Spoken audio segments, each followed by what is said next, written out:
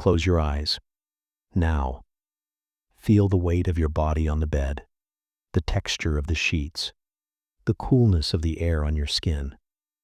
You assume these things are just there, an external world, solid, independent, waiting for you to perceive it.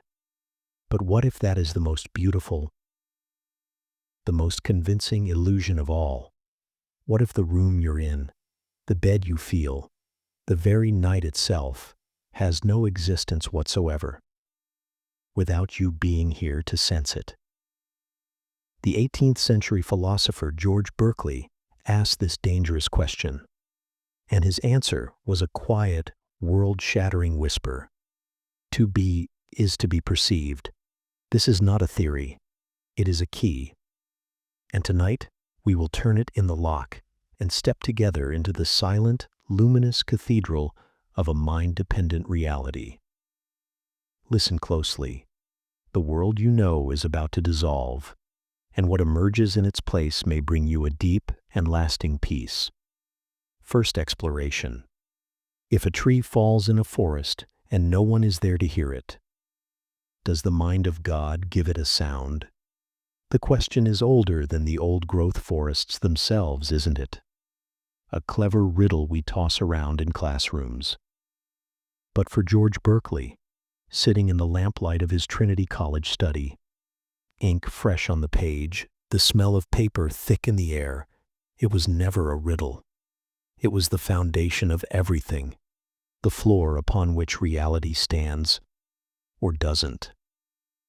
To understand his answer, we must first feel the world as he did. Let the solidity of your own room soften at the edges. That wall is not merely a wall. It is a collection of sensations, a certain coolness if you touched it, a color faint in the dim light, a texture your memory supplies, this desk, this book, this glass of water. They are not independent things. They are symphonies of perception. The smoothness, the weight, the chill, the taste. Strip away the sensing, and what remains? Can you even conceive of a sound that is not heard, a color that is not seen? You can try, but your mind will only offer you the ghost of a memory, an echo of a sensation already lived. And in that moment, you prove Berkeley's point. He watched the scientific revolution of Newton and Locke try to build a world of primary qualities: solidity, extension, figure, motion. They claimed these existed out there in absolute space, separate from the mind that perceived them. But Berkeley, with the careful precision of a watchmaker, dismantled their clockwork universe. Motion, relative to what? Extension, measured by whom? A world of pure matter, silent, colorless, odorless, waiting for a mind to animate it. That, he said, was the true abstraction. An empty concept, a story told with no one in the room to hear it. So, the tree in the forest. When no one is there, no squirrel passing by, no bird resting on its branch, does it cease to be? Does the universe simply delete that patch of reality until a perceiver arrives? Here is where Berkeley's genius pivots. He does not leave the tree flickering in and out of existence. He places it firmly, eternally, in the constant perception of God, the divine mind, the infinite, eternal consciousness, perceiving all things, at all times, in all places.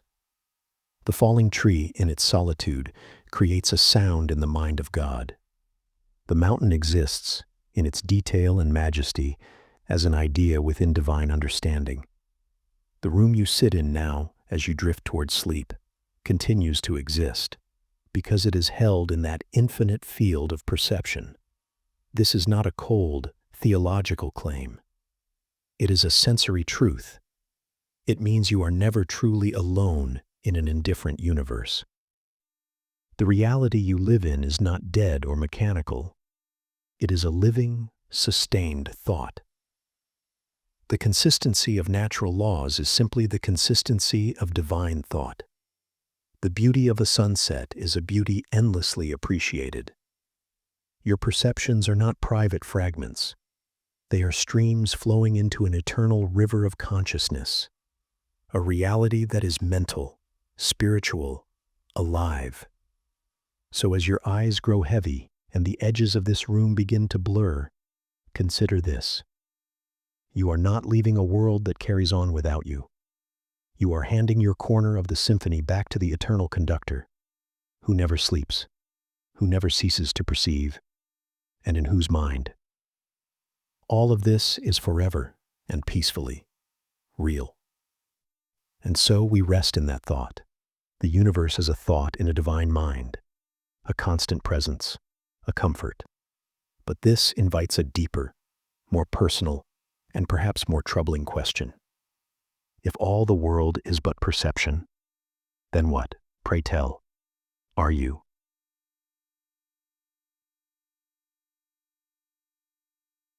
Second exploration. Are you but a ghost in the machine of your own senses?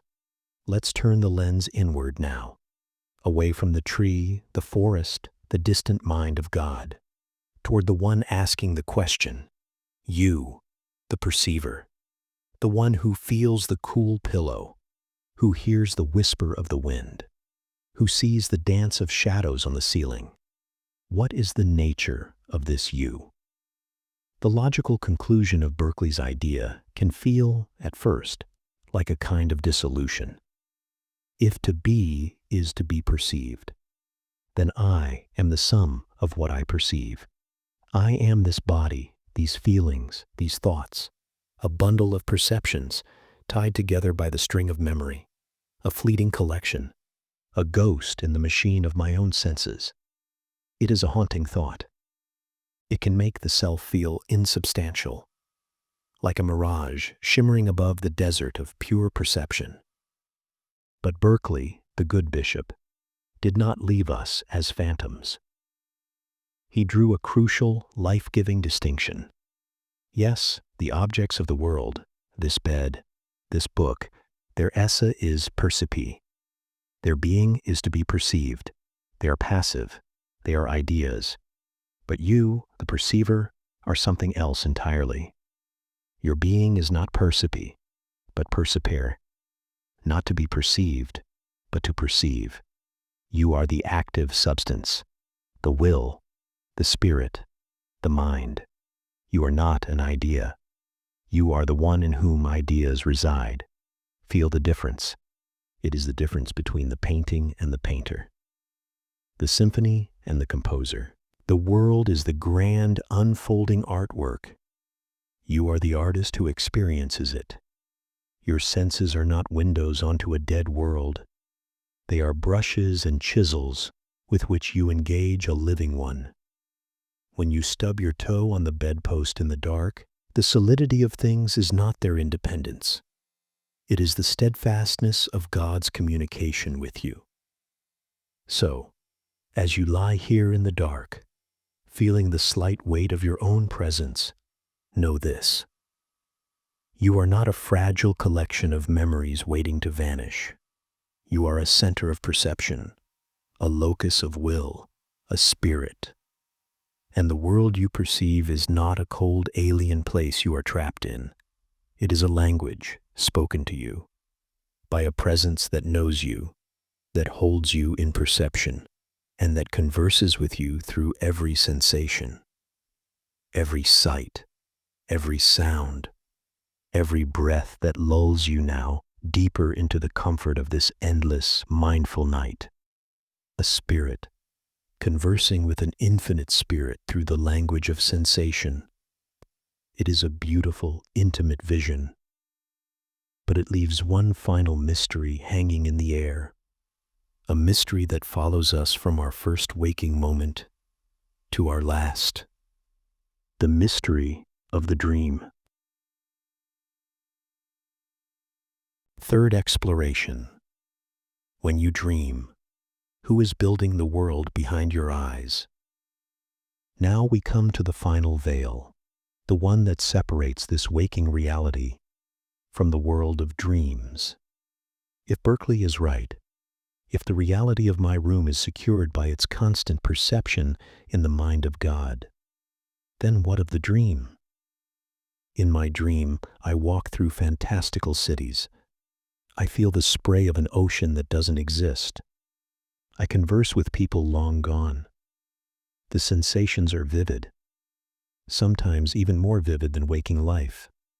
The world feels just as real in the moment. If reality is perception, then is the dream not just as real? This is where the path grows soft underfoot, where the light begins to dim. Berkeley himself wrestled with this. He needed to separate the ideas we call real from the ideas we call imagined or dreamed. His answer, once again, lies not in the substance of the ideas, but in their source. The ideas of so-called real things, he said, are stronger, more orderly, more coherent. They are not products of my own will. I do not will the sun to rise. I do not conjure the rain. These ideas are impressed upon my mind by a will far greater than my own, by the laws of the divine mind. They carry a consistency and predictability that guide my actions and demand my attention. But the dream is something else. It is fragile, fleeting, a tapestry woven from the threads of memory, fear, and desire. A world generated by my own finite spirit. A private theater where I am both the playwright and the audience. The images are fainter. Their logic is internal and often dissolves upon waking. They lack the undeniable, shared consistency of the world I perceive right now. And yet, in the moment of dreaming, it is your reality. For those moments, you are the sole sustainer of a universe. You are the god of your own private cosmos. This is not a failure of Berkeley's system. It is its final, beautiful confirmation. It shows us that the line between the real world and the imagined one is not a line between existence and non-existence. It is a line between two sources of perception. One is the grand shared perception of the infinite spirit, in which we all participate. The other is the intimate, solitary perception of your own spirit, playing with the ideas it has been given. So as you drift now, hovering in that liminal space between the solid world and the soft world, feel the gentle shift in authority. You are slowly, gracefully handing over the keys to the cathedral. The hard, defined edges of this room will soon melt, and your mind will begin to paint with the colors of memory and hope. But this is not an escape from reality. It is a journey into a different kind of reality, one that you, and you alone, will perceive and sustain until the morning. And when you wake, you will not be returning to a world that was waiting, cold and empty. You will be reopening your eyes to a world that has been held all along in a constant, loving, wakeful gaze. A world that, because it is perceived simply, beautifully, is. And so, in this silent agreement between your spirit and the infinite, you can finally let go and sleep. Fourth exploration. What if solitude is the most deceptive illusion of all? Imagine the weight of a book in your hand. Not the idea of a book, but the physical heft of it. The rough texture of the cloth cover. The slight give of the binding as you crack it open for the first time. The scent of paper and glue. A scent that is the ghost of a forest, of pulp, of time. We feel deep in our bones that this book exists on the shelf when we are not there, that its reality is settled fact, a thing of molecules and mass, waiting in the dark for our return. This conviction is the bedrock of our lives. It allows us to say goodbye, to close doors, to believe in a world that continues silently and faithfully without us. It is what makes solitude possible, this belief that when we are alone with something. But what if that bedrock is not stone, but sand? What if the moment you leave this room, the book ceases to be a book? Not that it vanishes in a puff of smoke, but that its very bookness, its solidity, its color, its meaning, has no anchor, no home, without a mind to perceive it. This was the quiet, terrifying spark in the mind of George Berkeley. He looked at the material world, the world everyone took for granted, and simply said, "I do not find it there." He asked us to try a simple act of mental surgery. Take any object, this book, the chair you sit on, the moon in the sky, and strip away every single quality you perceive. Peel away the redness of the cover, silence the rustle of its pages, smooth out its roughness, subtract its weight, its smell, the very idea of book that gives it form. What are you left with? A silent, invisible, intangible something? A substance without properties? Berkeley argued that this something is a phantom, a meaningless abstraction. We cannot conceive of a thing without its qualities. And its qualities are nothing but perceptions in a mind. The book is a collection of sensations. Its being is its being perceived. Esse est percipi. To be is to be perceived. Let that settle not only in your logical mind, but in the quiet of your feeling self. The world you think is independent, so stubbornly there, is in fact a shimmering cascade of experiences. It is a performance, and you are not just the audience. You are part of the stage, and this is where the first great tremor shakes the foundation of the self. If the world requires a perceiver, then what happens when you are truly alone? In the deep of night, in an empty house, when no one sees the lamplight pooling on the floorboards, does the light cease to be light? When you walk through a forest and no one is there to witness the ancient silence between the trees, does the forest dissolve into formless potential? The logical conclusion seems to be a solipsistic nightmare, a universe that blinks in and out of existence with your attention, a world that exists only in the private theater of your own skull. This feels lonely, profoundly lonely. It makes a ghost of you, haunting a world of your own creation. But Berkeley, a man of deep faith, did not see a ghost. He saw a participant in a constant divine conversation. The only way to save the world from vanishing when we close our eyes was to posit a perpetual, infinite perceiver, a divine consciousness in which all things live and move and have their being. Your study, when you leave it, does not fade into nothingness. It is held in every exquisite detail in the mind of God.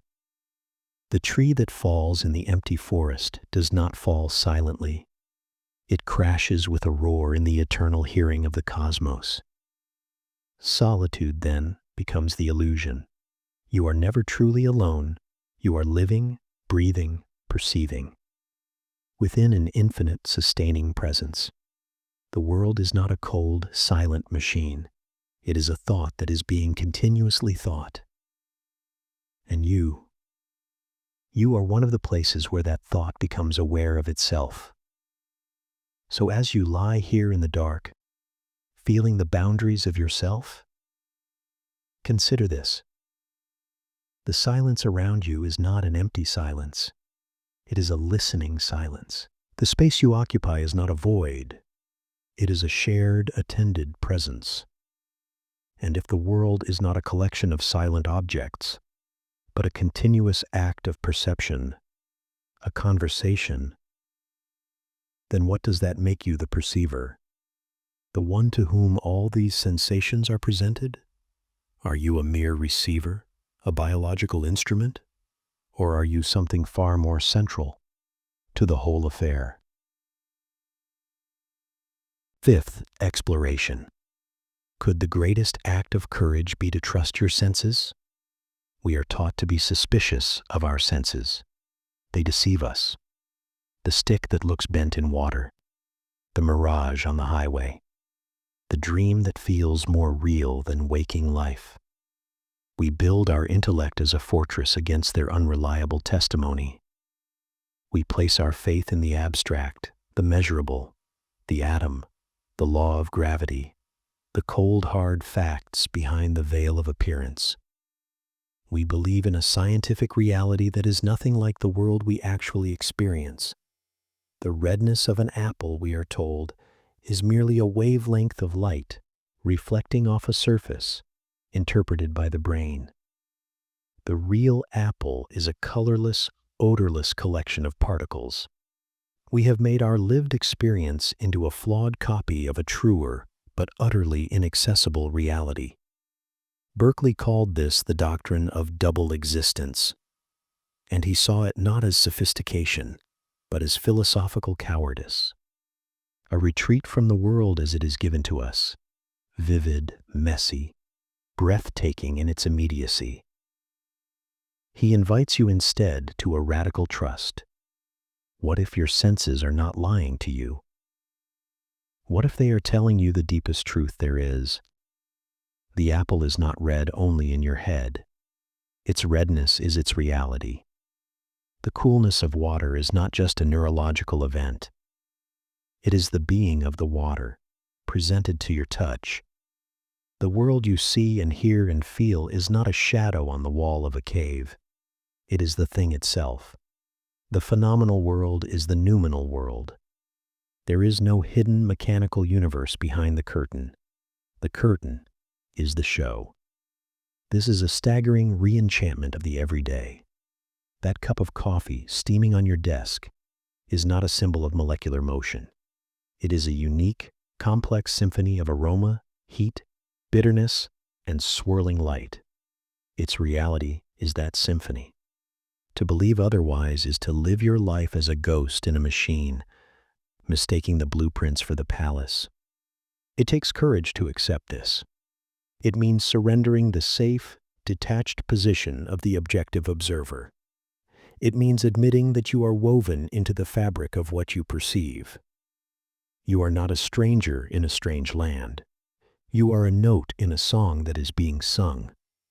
Think of the last time you were struck by a piece of music. It wasn't the physics of sound waves that moved you.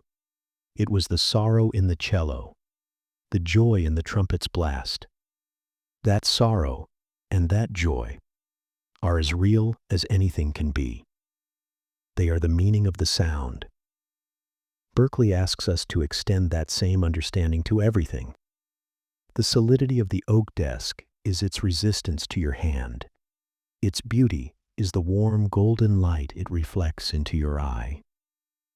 These are not additions to its reality. They are its fundamental properties. The world is not made of matter, but of meaning. And you, the perceiver, are the place where that meaning comes alive. This is not a passive role. It is a creative one. By the very act of perception, you co-conspire with existence to bring a world into being. Every glance out the window, every touch of a loved one's hand, every taste of food, every sound in the air. Each is an act of participation in a continuous creation. So the next time you feel the breeze on your skin or taste the sweetness of a berry, do not dismiss it as mere sensation. Honor it. Trust it. It is the universe communicating with itself through you. And in that trust, there is a profound homecoming. You are no longer an exile from reality. You are its most intimate confidant. And if trusting your senses is an act of cosmic courage, and if the world is made not of matter, but of meaning, then what is the source of this magnificent, coherent tapestry of sensation? Who or what is speaking this language of light, sound, and texture that we call the world. Sixth exploration. Is the world a language being spoken just for you? Lie back and listen to the sounds of the night, the subtle creak of the house settling, the distant low rumble of a plane, the whisper of your own breath. We hear these as isolated events, random noises in the void. But what if they are not random? What if they are words? Not words in English, but in a deeper, more primal language, a language of experience itself. This was Berkeley's final and most beautiful idea. The world is not a collection of objects. It is a discourse, a vast, intricate, and coherent conversation between the divine and the human soul. God, the infinite perceiver and speaker, does not create a silent material world and abandon it. He speaks a world into being, continuously, and our senses are how we hear it. The green of a leaf is not just a wavelength. It is a word for life, for growth, for nourishment. The heat of a fire is not only energy. It is a word for warmth, for danger, for transformation. Gravity itself is not a blind force. It is the grammar of this divine speech, the rules that give the conversation order, so we may learn to understand it. Think of it like learning to read. At first, a child sees only squiggles on a page, but with time, those squiggles become letters, then words, then sentences, carrying love, danger, history, and wonder. The squiggles are not the story. They are the medium through which the story is told. Berkeley asks us to see the entire physical world in the same way. The rock, the river, the star.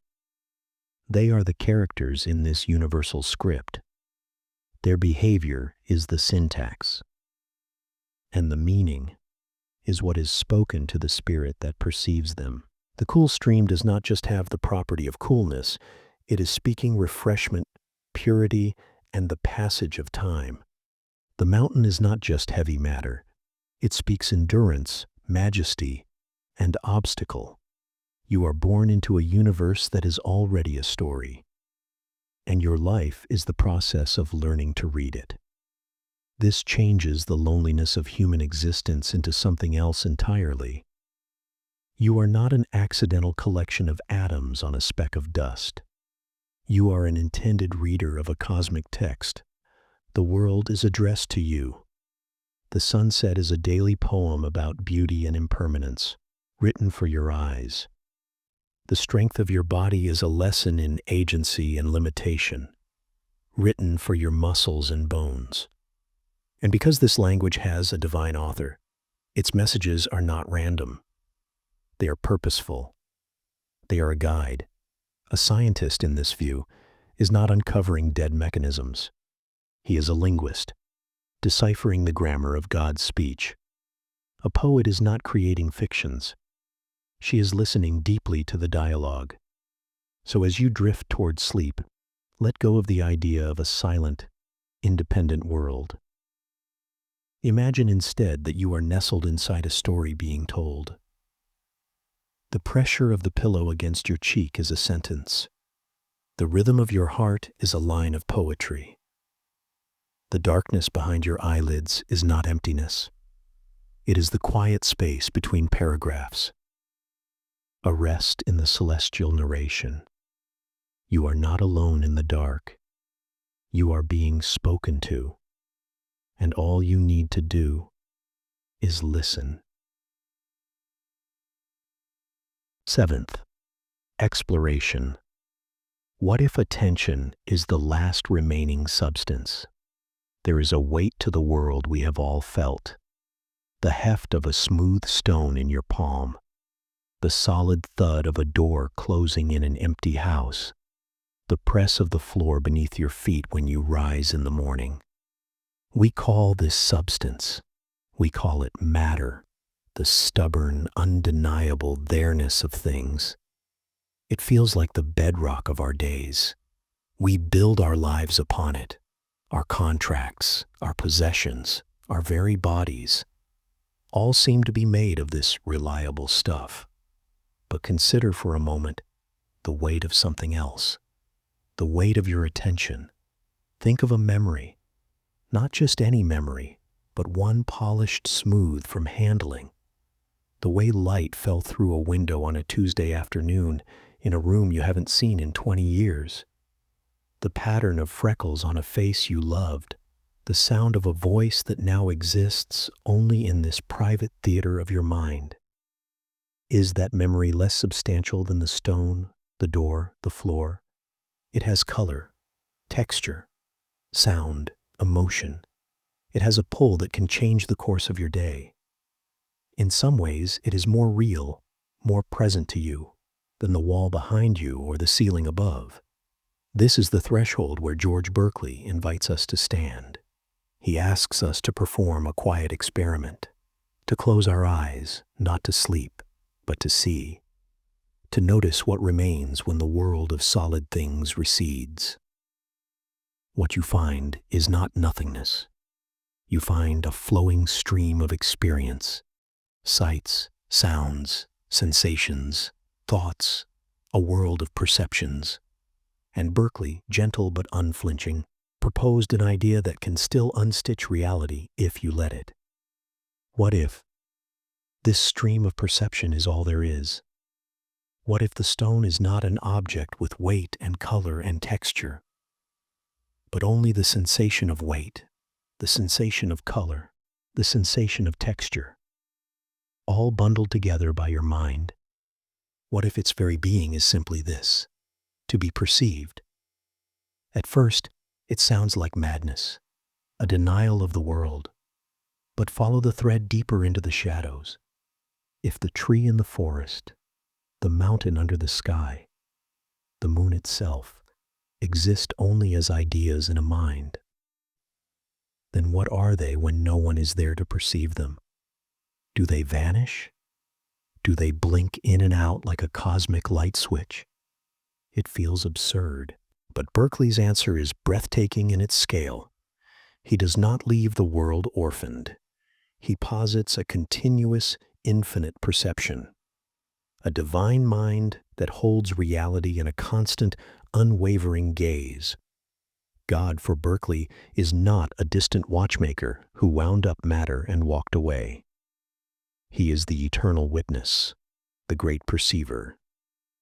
In his infinite attention, the cosmos continuously unfolds. The tree falling in the forest makes a sound because God is there to hear it. The mountain is solid because it is an idea in his mind.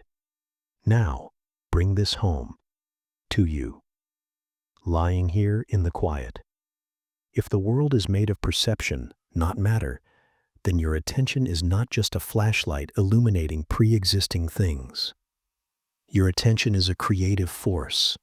It is the very act by which your world coheres. It is the last remaining substance, the stuff from which your reality is woven, moment by moment. When you give your attention to that Tuesday afternoon, you are not recalling a dead fact. You are resurrecting it. You are lending it the substance of your mind, bringing it back into being. When you gaze at the face of someone you love, your attention is not just noticing them, it is participating in their creation. It is affirming their reality. You are saying, I perceive you, and therefore you are. But there is also a shadow side. What happens to the parts of our world that we stop attending to? The forgotten skills, the neglected friendships, the quiet, beautiful details of our days that we perform on autopilot without truly seeing. If Berkeley is right, they do not continue in silence. They fade. They lose their vividness. They drift to the edge of existence, sustained only by God's larger perception, but absent from yours. Your world shrinks to the size of your attention. So the question is not abstract.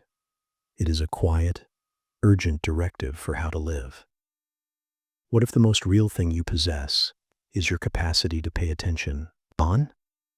What if the greatest gift you can give another person, a work of art, or a single moment, is not your judgment, not your action, but your simple, unwavering gaze, to hold them in the light of your perception, and in doing so, to say to them and to the universe, you are real. Feel the weight of that responsibility. Feel the quiet power of it. Your attention is the loom on which your world is woven. Choose then, with care, what you bring into being. Eighth exploration. Is the world a conversation you were born into but never heard? Let us leave the solid ground of objects for a moment and consider something more fluid. Consider language, a conversation in a crowded room. From across the way, you see the shapes of words formed by lips, the animation of a story being told, the response in the listener's eyes. You see the dance, but you do not hear the music. The sound is lost to the din. You are witnessing a system of communication, a flow of meaning, but the meaning itself is hidden from you. It is all signal and no message. Now, let your mind expand that image. Let it stretch to encompass everything. The slow, grinding conversation of tectonic plates. The silent, urgent discourse of a vine seeking sunlight on a brick wall. The coded message in the scent of rain on dry earth. Petrichor, a word spoken from the ground to every living thing that has learned its meaning. The complex argument of a spider's web, a logical proof written in silk and tension. What if the world is not a collection of objects, but a continuous flowing conversation? And what if George Berkeley did not erase reality, but merely gave us the grammar to understand its native tongue? This was his quiet rebellion against the cold, mechanical philosophy of his age. Newton and Locke had described a world of particles in motion, governed by mathematical laws. A world of push and pull, cause and effect. A magnificent clockwork. But a clock has no meaning. It only ticks. Berkeley listened to the ticking of the universe and heard, beneath it, a voice.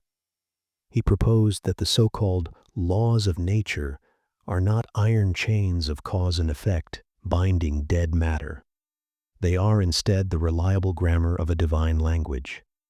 They are the consistent rules by which God speaks the world into being, moment by moment, in our perception. The apple does not fall because of gravity, as some blind force. It falls because the great narrator consistently uses the word fall in this context. The sun does not rise because of orbital mechanics. It rises because the story, as it is being told, calls for light in the east. This changes everything. It infuses the cosmos with intention. When you walk through a forest, you are not moving through a collection of inert objects. You are moving through a sentence, a paragraph, a chapter of an ongoing story. The rustle of the leaves is not random noise. It is the pronunciation of a syllable. The coolness of the shade is an adjective describing the quality of the light. The sudden sight of a deer is a new character being introduced. The world is not a thing to be analyzed, but a story to be interpreted, a conversation you were born into. And the great tragedy, the source of our deepest loneliness, is that we have forgotten how to hear it. We are like that person in the crowded room, seeing the shapes of the words but missing their meaning.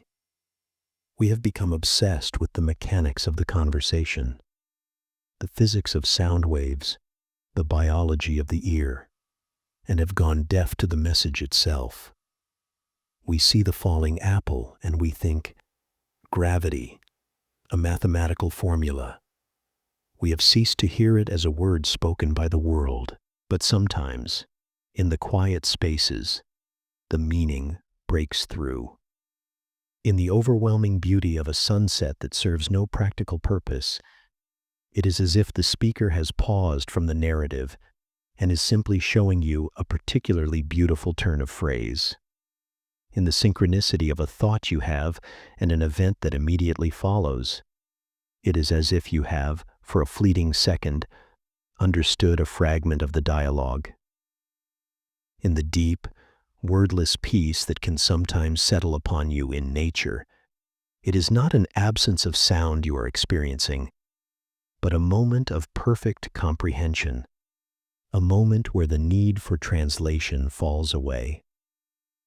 So the question for you, as you lie here between waking and dreaming, is this: is the world a conversation you were born into but never heard? And if it is, what would it take to listen? Not with the frantic, analytical mind that seeks to decode and dissect, but with the quiet, receptive heart of a child listening to a lullaby.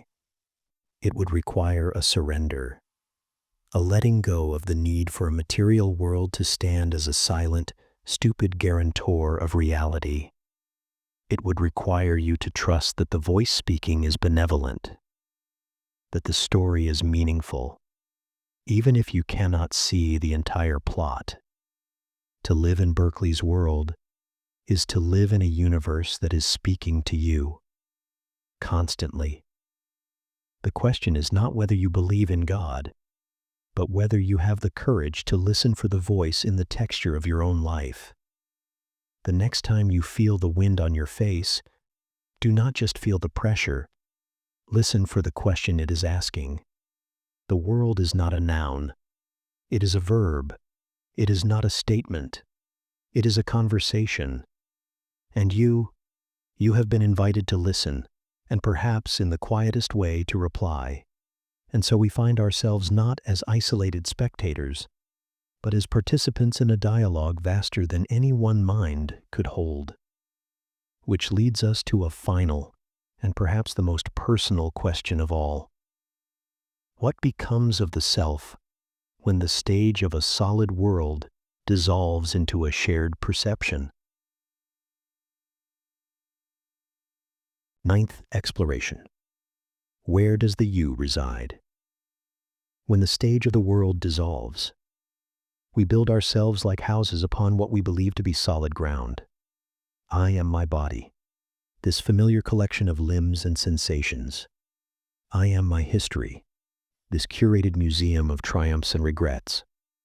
I am my name, my profession, my relationships, all structures built from the lumber of a material world.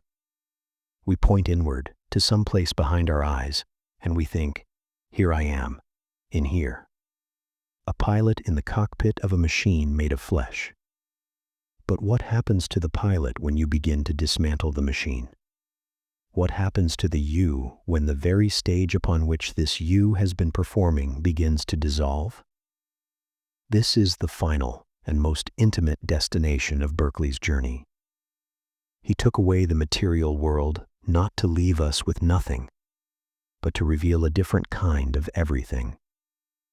If the apple is only a collection of ideas, redness, roundness, sweetness, firmness, and the tree is only a collection of ideas, tallness, wood grain, rustling sound, and the ground is only a collection of ideas, hardness, coolness, brownness, then what is left? Two things, and two things only. The ideas themselves, flowing in a coherent stream, and the perceiver of those ideas, the perceiver, the witness, the I. You are not a thing having perceptions. You are the perception. You are a center of awareness around which a world constantly forms and dissolves. You are not in your body. Your body is an idea in you. You are not in the room. The room is a collection of perceptions in you. The you is not a location in space. It is the condition for space itself to appear. This is a freedom so vast and so terrifying that most of us shy away from it. We prefer the cozy prison of the skull. We prefer to be a small, solid thing in a world of other small, solid things. It feels safer. To be a center of pure awareness is to be unmoored. It is to be a lighthouse, not on a rocky shore, but in the middle of a boundless, dark sea. Its beam continuously painting the world into existence with every sweep. And here, Berkeley makes his most beautiful and necessary move. If my world exists only in my perception, and your world exists only in your perception, how can we share a common reality? How can we both point to the same moon and agree on its name? This is where his metaphysics finds its heart. We do not live in our own private solipsistic bubbles. We all exist as finite centers of perception within the infinite, encompassing perception of God. The divine mind is the common ground, the shared medium in which our individual perceptions are harmonized. It is the reason why the laws of nature are consistent for all of us. It is the reason why we can have a conversation, why we can share a memory, why we can feel love. Your mind and my mind are like candles lit from the same great central flame. The light of each is its own, distinct flickering life. But the fire is the same, the substance is the same. So, where does the you reside? It resides not as a thing, but as a relationship. It is the point where the infinite awareness of the universe touches a finite, particular stream of experience. You are a unique and irreplaceable perspective, a specific way of perceiving the cosmic conversation. Without you, that particular shade of meaning, that specific note in the symphony, would be lost. The world needs your perception to complete itself. The moon is not just the moon. It is the moon as seen by you. And that is a sight that has never existed before and will never exist again. When the stage of the solid world dissolves, you do not disappear. You expand. You are no longer a mere actor on the stage.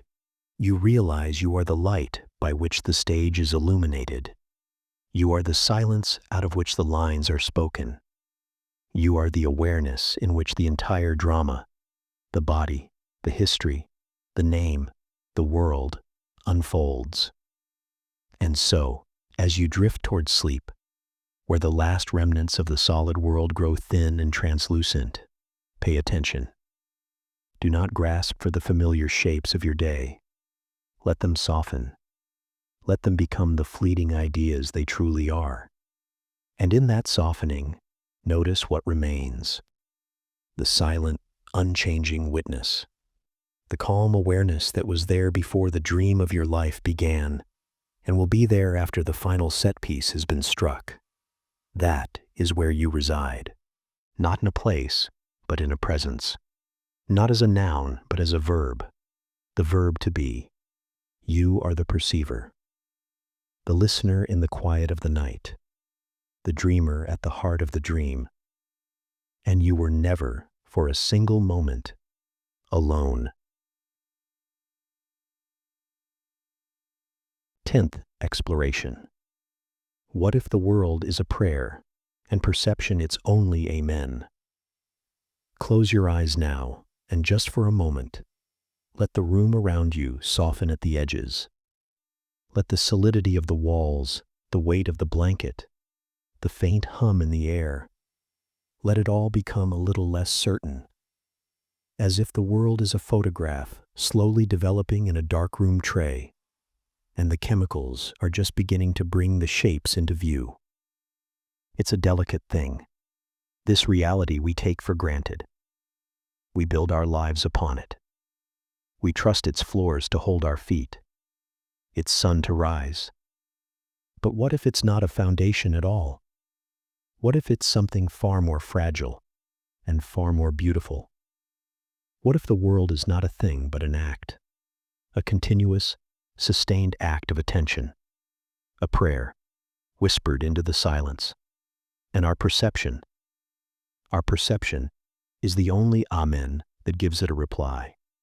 This was the quiet, radical whisper of a man named George Berkeley, an idea that, if we let it, can unmake everything we think we know, only to reassemble it as a thing of sacred wonder. Picture him, if you will, not as a statue in a dusty university hall, but as a man in a quiet study. The year is the early 1700s. The light is from a single candle, and it flickers. Because the world outside is not yet insulated, not yet tamed. It is a world of shadows and profound quiet. He sits, perhaps, with a quill in hand, but he is not writing. He is simply looking at the flame itself. He watches its dance, its absolute dependence on the air in the room, on the wick, on his own watching eyes. And he asks a question so simple, so childlike, that the entire edifice of material science, built by giants like Newton, seems to shudder in its frame. He asks, "What is this flame when I am not here to see it?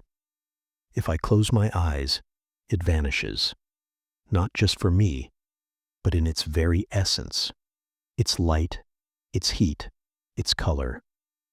These are not in the flame. They are events happening in the theater of my mind. The flame is its light, its heat, its color. So if there is no mind to perceive these qualities, what remains?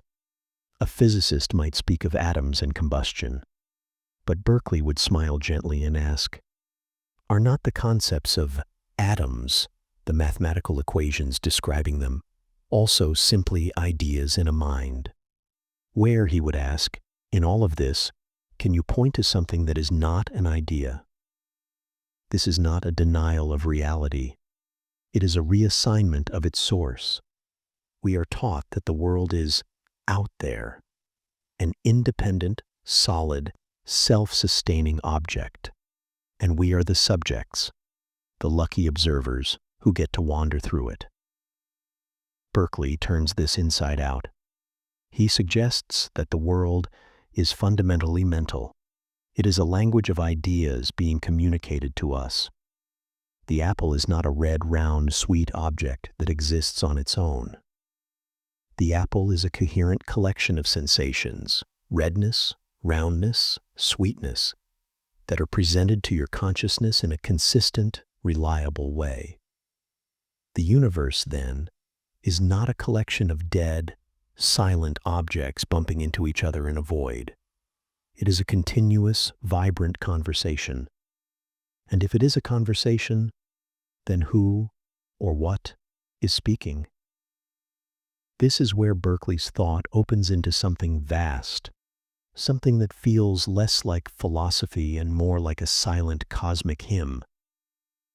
The world does not vanish when you close your eyes, because it is being perceived by an infinite, eternal mind, a mind for whom the conversation never ceases. God, in Berkeley's view, is not a distant watchmaker who wound up the universe and walked away. He is the perpetual storyteller, the great poet, the one who is constantly speaking the world into being. The tree in the forest, when no human is around, does not fall in a silent, meaningless void. It falls in the mind of God. Its sound is heard. Its crash is registered. Its splinters are known.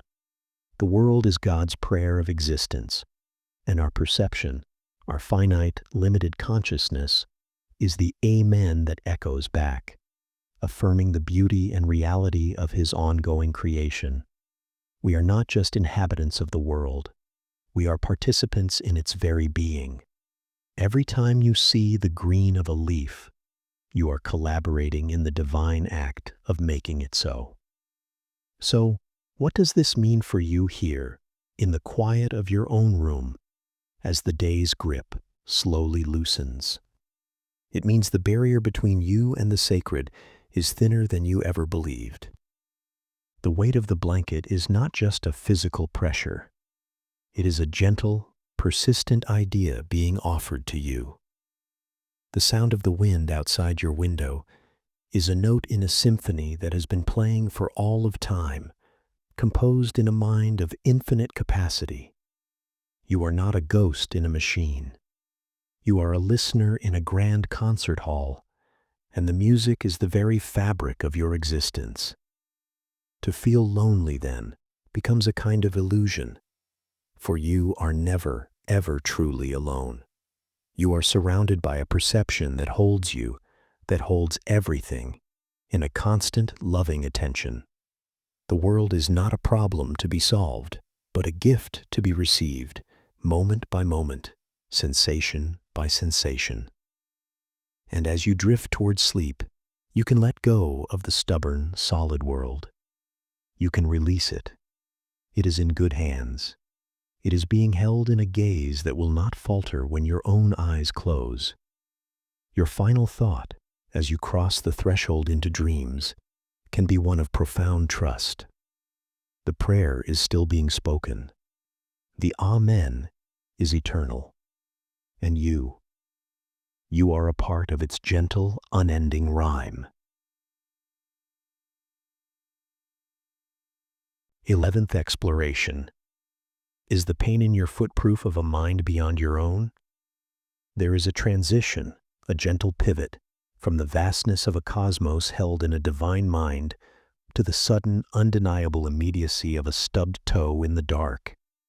From the sublime to the painfully specific. And it is here, in this very contrast, that Berkeley's philosophy finds its most surprising anchor. For if the world is just ideas, just sensations in our own minds, then what of suffering? What of the pain that feels so utterly, brutally real? It seems like the strongest argument against this idealist vision. But Berkeley would ask you to lean into that pain, to examine it not as an enemy, but as a messenger. For that sharp, unwelcome jolt in your foot might just be the most intimate proof you will ever have that you are not the only mind in the universe. Let's wander back into that quiet study. Berkeley is not just a dreamer gazing at a candle. He is a bishop, a man of faith, and he knows the human condition. He knows about doubt. He knows a skeptic will stand up and say, "Fine, Berkeley, the apple is just my sensations, but if I kick a rock, the pain is real and undeniable. The rock must be solid, independent matter. It resists me." And this is where Berkeley's genius shines. He does not deny the pain. He agrees. The pain is ferociously real. But he asks a deeper question. Where does the pain come from? You did not will it into being. You did not imagine it. It was given to you. It was imposed upon your consciousness from a source outside of your own will. You can choose to think of an apple, to recall its taste. But you cannot choose for the pain in your foot to vanish by mere thought. It has a stubborn, independent reality within your own mind. It is an idea that you did not author. So, if all that exists are minds and their ideas, then this painful idea must have been sent to you by another mind. A mind with a consistent, rule-based language.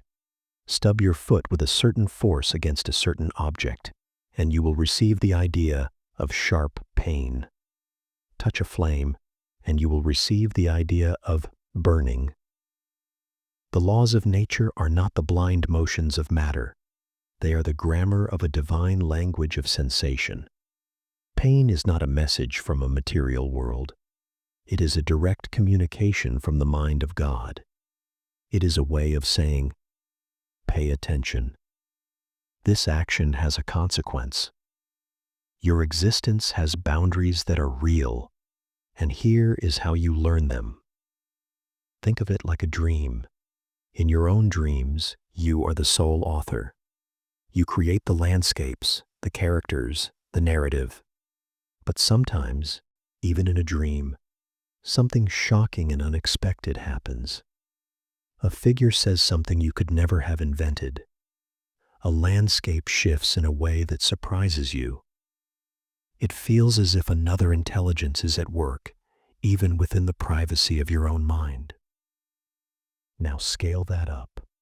Berkeley suggests that this waking life is like a shared, consistent dream, authored by a divine intelligence. The pain from the stubbed toe is that moment of profound surprise. It is the clearest possible evidence that you are not dreaming alone.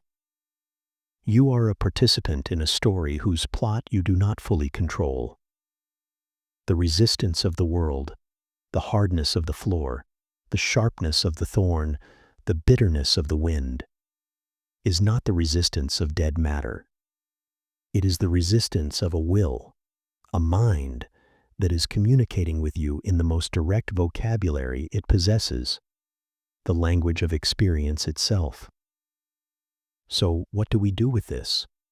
How does it change the way we move through our days? It invites a different kind of relationship with the very fabric of experience, even the difficult parts. The next time you feel a pang of hunger or the ache of a tired muscle, instead of seeing it as a mechanical fault in the body machine, you can, for just a moment, see it as a signal, a word in an ongoing dialogue. It doesn't make the pain less real, but it can drain it of its absolute, meaningless tyranny. It becomes part of a conversation, and in that, there is a strange kind of comfort. It means you are being spoken to, you are being addressed. Your existence is being constantly affirmed, not just by the pleasant sensations of a warm sun or a cool drink, but by the entire spectrum of feeling. The world is not ignoring you. It is responding to your every move. Your foot against the rock is a question. The pain is the answer. And in that painful, perfect exchange, you find the undeniable signature of a presence, a mind, vast and orderly and intimately close, speaking to you in the only language you truly understand, the language of your own flesh and blood.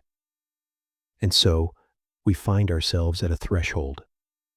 We have felt the solidity of the world melt into a divine language and recognized even our pain as a form of intimate conversation.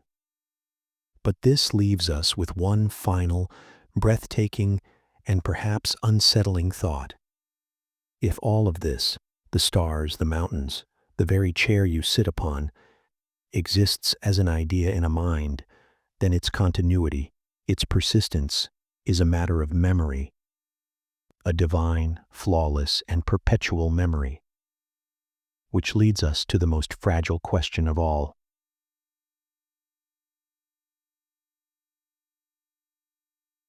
12th exploration. Could the universe be as fragile as a single, unspoken thought? We build our lives on the assumption of continuity. We go to sleep trusting the world will still be there in the morning. The book on the bedside table will remain, its pages untouched. The city outside will hum through the night. The continents will hold their shape. This trust is the bedrock of our sanity. But what is that bedrock built upon? George Berkeley would suggest it is built on something as delicate, as luminous, and as fleeting as a single unspoken thought in the mind of God. The universe, in his vision, has no momentum of its own. It does not persist out of habit. It is recreated, reimagined, reperceived at every single moment. Its existence is always in the present tense. To forget this is to live in a kind of blindness. To remember it is to see the world as if for the first time and the last. Now, let's step once more into the quiet of that 18th century study. The candle burns lower. Shadows stretch deeper. Berkeley lays down his quill. The manuscript before him contains his radical proof. That matter does not exist. But the greater, more haunting question comes next. If there is no material substance, what gives the world its stunning consistency? Why does the book stay on the table? Why does gravity hold second after second, century after century? The answer, in his view, is not a law of physics. It is a quality of mind, a perfect, unwavering attention. God in this vision is not just the creator, but the eternal witness. His perception is what binds the world together, moment by moment. He is the great rememberer. The book rests on the table because God perceives it there. It will be there in the next second, because he will still be perceiving it. Its past, present, and future are equally alive in his infinite awareness. The universe is not a film reel that was shot long ago, slowly unspooling. It is a live performance. And divine attention is the spotlight that gives each thing its reality, its place, its very being. Without that spotlight, there is not even darkness. There is nothing. No space, no time, no void. Simply the unthought thought. This is the ultimate vulnerability of existence. We are not just dependent on God for our creation. We are dependent on him for every single moment of our being. The world is as fragile as a dream at the instant you begin to wake, as tentative as a memory on the verge of being lost. But this is not a cause for fear. It is a reason for awe. It means the fact that there is something rather than nothing is not a one-time event from the distant past. It is a miracle unfolding right now, in this breath, in the sensation of your eyelids resting closed, in the faint sound of a car passing on a wet street. All of it is being sustained. All of it is being held in a thought. This realization can make the ordinary extraordinary. The dust motes dancing in a sunbeam are not just insignificant specks. They are ideas held carefully in a cosmic mind. Their dance is a divine equation, perfectly perceived. The fading photograph of a loved one persists, not because of the paper's chemical stability, but because it is an image held in eternal memory. It is known, and in being known, it is real. So as you lie here now, between waking and dreaming, you can begin to let go. You can loosen your grip on the heavy, solid world. You can entrust it. You can feel yourself and everything you have ever loved as being cradled in a gentle, unimaginable attention. The universe is not a fortress, it is a whisper. And as your mind begins to quiet, as thoughts drift and fade, you are not leaving reality. You are returning the favor. You are entrusting your own consciousness back to the greater consciousness from which it came. The world will be here when you wake, not because it has to be, but because it is loved into being, moment by moment. And in that trust, there is peace, a peace that surpasses all understanding, a quiet knowing that all is well, that all is held in a mind that never, ever sleeps.